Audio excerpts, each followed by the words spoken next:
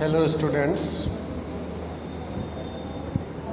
Today हम लोग short story की अपनी अगली स्टोरी जो अपने सिलेबस में है एन एस्ट्रोलॉजर्स डे उसको पढ़ेंगे।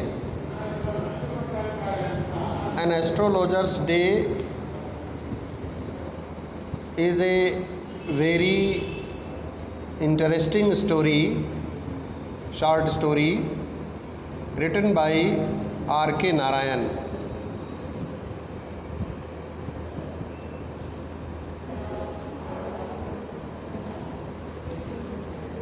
An astrologer's day is a very beautiful story. It is a story of plot construction, an event of life is the turning point. इस स्टोरी का जो टर्निंग पॉइंट है वो जीवन की एक घटना है। An event of life is the turning point.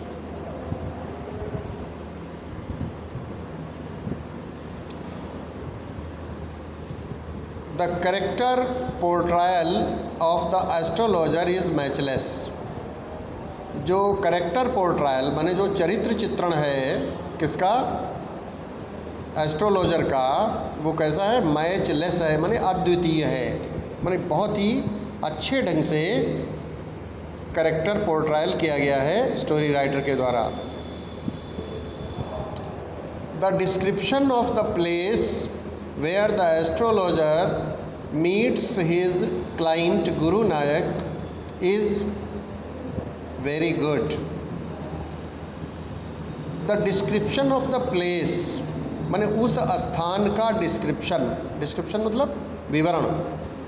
कौन सा स्थान, where the astrologer meets his client Guru Nayak, जहाँ वह ज्योतिषी, एस्ट्रोलॉजर का मतलब होता है ज्योतिषी, जहाँ वह ज्योतिषी अपने क्लाइंट गुरु नायक से मिलता है, वह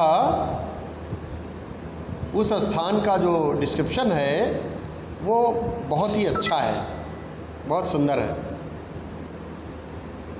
the conversation between the astrologer and his client Guru Nayak is remarkably presented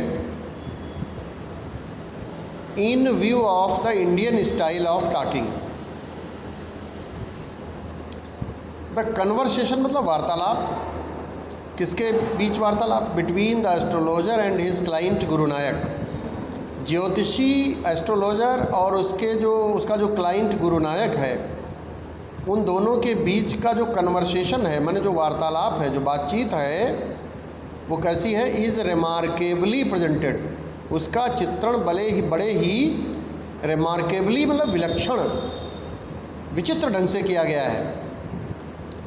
in view of the Indian style of talking, जो अपना भारतीय वे है माने स्टाइल है बातचीत करने का, उस दृष्टिकोण से बड़े ही विचित्र ढंग से उसको दिखाया गया है।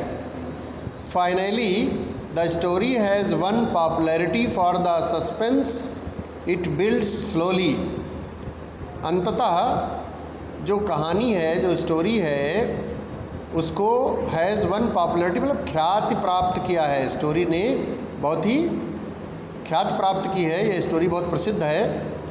फॉर द सस्पेंस के लिए, इस स्टोरी में बड़ा सस्पेंस है। जब आपको पढ़ाऊँगा तो आपको, जैसे आप पिक्चर देखते हैं उसमें आपको सस्पेंस मिलता है किन्हीं पिक्चर्स में बहुत ज़्यादा, तो ऐसे ही इस स्टोरी में सस्पेंस है। तो the story has one popularity for the suspense it builds slowly, जो उसमें सस्पेंस बनता है धीरे धीरे, उसके लिए ये बड़ी ही लोकप्रिय हुई है स्टोरी। तो इस तरीके से ये स्टोरी की बैकग्राउंड है। और फिर आइए अब स्टोरी को शुरू करते हैं। तो अपनी स्टोरी बुक में फर्स्ट पैराग्राफ स्टोरी का देखिए। मैं शुरू करता हूँ। Punctually at midday, he opened his bag and spread out his professional equipment, which consisted of a dozen cowrie shells, a square of cloth with obscure mystic charts on it, a notebook, and a bundle of Palmyra writing. Opened his bag माने अपना थैला खोलता था. He opened his bag माने वह अपना थैला खोलता था. कब अपना थैला खोलता था? एट मिड डे माने दोपहर में. पंक्चुअली माने नियमित रूप से. अब वह किसके लिए आया है? माने वही ज्योतिषी, एस्ट्रोलॉजर. आप जानते हैं एस्ट्रोलॉजर्स लोगों के पास में एक बहुत बड़ा थैला होता है, उसमें उनकी बहुत सारी चीज़ें होती हैं. तो ऐसे ही उसके पास भी बैग था. तो वो opened his bag at mid day, दोपहर में अपना थैला खोलता था. पंक्चुअली मतलब नियमित रूप से. And spread out his professional equipment. Professional equipment कहते हैं जो व्यावसायिक साज सज्जा होती है, माने उसके व्यवसाय से संबंधित जो वस्तुएं उसको ज़रूरत पड़ती थी वो सारी उस बैग में रखता था. और उनको क्या करता था? Spread out his professional equipment माने अपने व्यवसाय की सभी चीज़ों को, व्यावसायिक साज सज्जा को वो निकाल के बाहर फैला के रखता था. और जो उसकी व्यावसायिक साज सज्जा थी, जो प्रोफेशनल इक्विपमेंट था, उसमें कौन कौन सी चीज़ें थीं? विच कंसिस्टेड ऑफ ए डजन कौरी शेल्स. कौरी मतलब कौड़ी. आपने सफ़ेद रंग की कौड़ी होती है, छोटी छोटी कौड़ी आपने देखी होंगी. कौरी शेल्स का मतलब यहाँ कौड़ी से है, जिसको हम अपनी भाषा में कौड़ी कहते हैं. तो ए डजन कौरी शेल्स. तो उसकी जो व्यावसायिक साज सज्जा थी, माने जो उसके व्यवसाय से संबंधित वस्तुएं थी, उनमें क्या क्या चीज़ें थीं? 1 दर्जन कौड़ी. डजन मतलब दर्जन. ए डजन कौरी shells, A square of cloth, और एक वर्गाकार कपड़ा. स्क्वायर वर्ग को कहते हैं. तो ए स्क्वायर ऑफ क्लॉथ, एक वर्गाकार कपड़ा था. और कौन सा कपड़ा? With obscure mistake charts on it. उस पर चार्ट्स बने हुए थे. मिस्टिक चार्ट्स माने रहस्यमयी चार्ट, जिनको कि हर आदमी सामान्य रूप से नहीं समझ पाता था. बड़े ही गूढ़ चार्ट बने थे उन पर. ए नोटबुक, और एक नोटबुक थी. And a bundle of palmyra writing, और पाम माने ताड़ के पत्तों पर लिखे हुए पत्रों का एक बंडल, गट्ठर भी था उसके पास. तो इस तरीके से उसकी व्यावसायिक साज सज्जा थी. उसको वो सब निकाल के रखता था. His forehead was resplendent with sacred ash and vermilion. Forehead कहते हैं मस्तक को. उसका जो मस्तक था वह रेस्प्लेंडेंट माने जगजगाता था. शाइनिंग, रेस्प्लेंडेंट मीन्स शाइनिंग, चमकता था. विद सैक्रेड ऐश माने पवित्र, ऐश मतलब भभूत, माने वो अपने मस्तक पर भभूत लगाता था.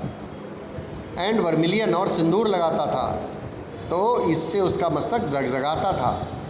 एंड हिज आइज स्पार्कल्ड, और उसकी जो आँखें थीं, जो उसके नेत्र थे, वो भी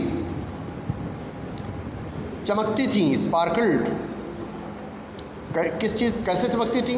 विदेश ग्लीम, एक चमक के साथ. और वो चमक कैसी थी? ए शार्प एबनॉर्मल, वो बड़ी ही शार्प चमक थी. और एबनॉर्मल मतलब स्ट्रेंज, विचित्र चमक के साथ उसकी आँखें जगजगाती थीं, चमकती थीं. It was really an outcome of A continual searching look for customers. और ये है आउटकम था. आउटकम मतलब रिजल्ट था किस चीज़ का? जो उसकी तलाश होती थी कस्टमर्स के लिए. लगातार वो अपने कस्टमर्स की तलाश करता रहता था. तो उसी का ये परिणाम था सब. But which his simple clients took to be a prophetic light. लेकिन जो उसके सीधे साधे क्लाइंट्स होते थे, वे क्या समझते थे? उसको प्रोफेटिक लाइट मानते थे. प्रोफेटिक लाइट मतलब एक भविष्य बताने वाला प्रकाश. prophetic light and felt comforted, और उनको ये सब देख करके वे उनको बड़ी संतुष्टि मिलती थी, संतुष्टि का एहसास करते थे वे लोग जो उसके कस्टमर्स होते थे, क्लाइंट्स होते थे। The power of his eyes was enhanced bye their position, और उसकी आँखों की जो पावर थी वो इन्हेंस्ड मतलब बढ़ गई थी, कंसीडरेबली इन्हेंस मैंने बहुत अधिक बढ़ गई थी, उसके नेत्रों की शक्ति बहुत अधिक बढ़ गई थी। काहे किस वजह से बढ़ गई थी? उनकी पोजीशन, उनकी जो स्थिति थी नेत्रों की, उसकी वजह से। और स्थिति उसके नेत्रों की कहाँ थी? Placed between the painted forehead, उसका जो रंगा चुंगा मस्तक था उसके बीच में वे स्थित थीं। प्लेस्ड मतलब स्थित होती थीं उसकी आँखें, मतलब ऊपर रंगा चुंगा उसका मस्तक होता था और नीचे क्या होते थे? डार्क विस्कर्स, विस्कर कहते हैं गलमुच्छे, बड़ी बड़ी मूछें जो रखते हैं ना गालों पर, तो उन गलमुच्छों के बीच में, गलमुच्छों और जो रंगा चुंगा उसका मस्तक होता था उसके बीच में उसकी जो आँखें थीं, उनकी पोजीशन थी, तो वे बहुत ही सुंदर लगती थीं। ठीक है।